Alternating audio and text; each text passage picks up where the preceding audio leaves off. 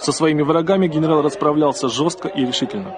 5 июня 1993 года недовольные режимом Дудаева силы, опираясь на поддержку мэра Грозного Беслана Гантамирова, попытались провести референдум, является ли Чечня суверенным государством или же частью Российской Федерации.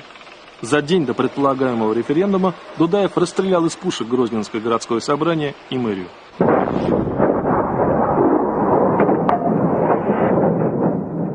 Бой шел 3-4 часа, надо при этом сказать, что у моих милиционеров и охраны городского собрания было только стрелковое оружие, 2 БТР, о которых вот шла речь, и несколько гранатометов. Практически по улице Красных фронтовиков были выкатаны 2 тяжелых, артиллерийских установки и 2 установки.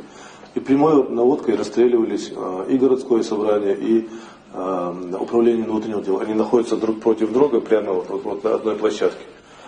Но, тем не менее, взять эти 2 здания они не могли.